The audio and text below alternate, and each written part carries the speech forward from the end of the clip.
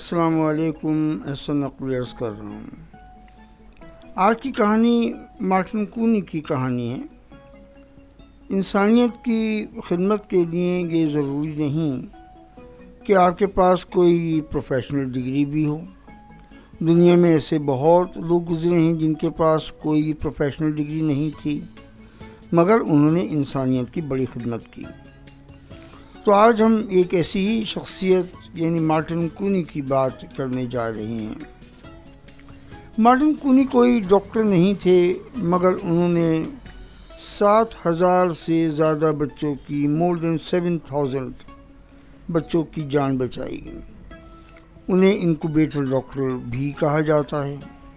تو چلیے آپ کو بتاتے ہیں کہ مارٹن کونی نے ایسا کیا کیا جس کی وجہ سے ہزاروں ماں باپ اور موجودہ سائنس ان کی احسان مند ہے۔ انسانی تاریخ کے ہر دور میں یہ مسئلہ موجود رہا ہے کہ بعض اوقات بچے وقت سے پہلے ہی اس دنیا میں آ جاتے ہیں، یعنی یہ پری میچور برتھ کہلاتی ہے۔ اس کو سیدھے سادے الفاظ میں سمجھیں۔ ماں کے جسم میں ایک بچہ کوئی 40 ہفتے یا 9 مہینے گزارتا ہے۔ اس درمیان میں بچے کو قدرت وہ تمام چیزیں مہیا کر دیتی ہے جو بچے کو اس دنیا میں زندہ رہنے کے لیے اور اس کی طاقت کے لیے ضروری ہوتی ہیں، مگر کسی بھی وجہ سے بچہ اس وقت سے پہلے دنیا میں آ جائے، جیسے 7ویں مہینے میں یا 8ویں مہینے میں یا 8ویں مہینے کے شروع میں، تو بچے کو وہ غذائیت نہیں ملتی جو اس کے زندہ رہنے کے لیے اور اس کی طاقت کے لیے ضروری ہوتی ہے۔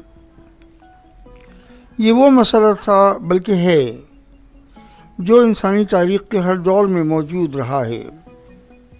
ایسے پری میچور بچے یا تو زندہ ہی نہیں رہتے تھے، اور اگر زندہ بچ بھی جاتے تھے تو بیمار بلکہ معذوری کی زندگی گزارتے تھے۔ مارٹن کونی نے ڈاکٹری کی تعلیم کہیں سے حاصل نہیں کی۔ مارٹن 1869 یعنی 1869 میں پولینڈ میں پیدا ہوئے۔ کہا جاتا ہے کہ برلن میں انہوں نے کسی فرینچ ڈاکٹر کی نگرانی میں طب کا یعنی میڈیکل کا علم حاصل کیا، مگر بظاہر اس کا کوئی ثبوت موجود نہیں ہے۔ وہ جانتے تھے کہ اس دنیا میں ایک پری میچور بچے سے کوئی ہمدردی نہیں کرے گا، بلکہ ایسے نظریات کے لوگ بھی موجود ہیں جو کہتے ہیں کہ ایسے بچے قدرت کی کسی غلطی کا نتیجہ ہیں اور انہیں دنیا میں رہنے کا کوئی حق نہیں ہے، کیونکہ یہ دنیا تندرست اور طاقتور لوگوں کی دنیا ہے۔ مگر مارٹن کونی نے کہا کہ ہر بچہ جو زندہ دنیا میں آیا ہے اسے زندہ رہنے کا حق ہے۔ ہمارا کام ان کی زندگی بچانے کے لیے لڑنا ہے۔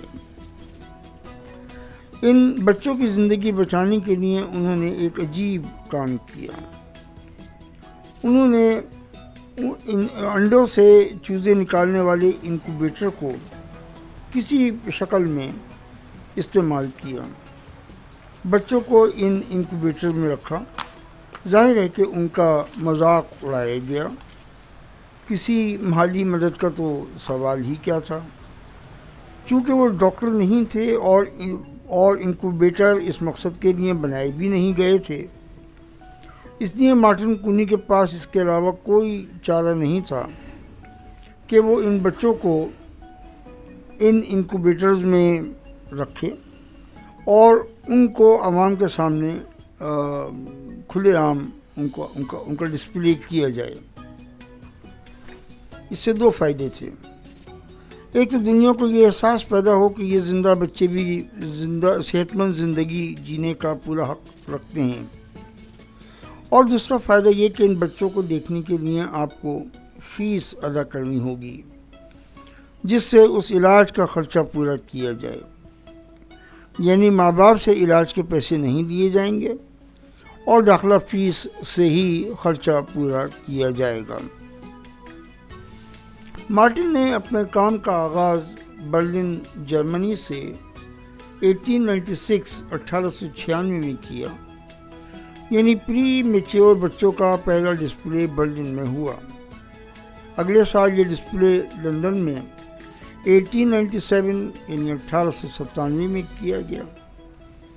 1898 میں 1898 میں مارٹن امریکہ چلے گئے، جہاں اوہاما، بیفلو، پورٹلینڈ، سین فرانسسکو اور شکاگو میں مختلف پارکوں میں انہوں نے ان بچوں کو رکھا جنہیں دیکھنے کے لیے عوام آتی تھی۔ 1903 1903 اور 1943 1943 کے درمیان مارٹن کی شہرت بہت زیادہ ہو گئی۔ انہوں نے کونی آئی لینڈ میں ہزاروں بچوں کی دیکھ بھال کی۔ لونا پارک اور ڈریم لینڈ ان کے علاج بلکہ ڈسپلے کے خاص مقامات تھے۔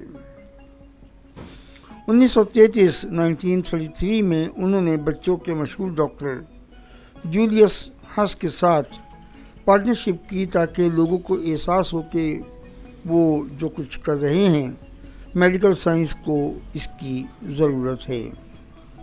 1943 میں مارٹن نے ریٹائرمنٹ لے لی، مگر اس وقت تک یعنی 1943 تک وہ اپنے مشن میں کامیاب ہو چکے تھے۔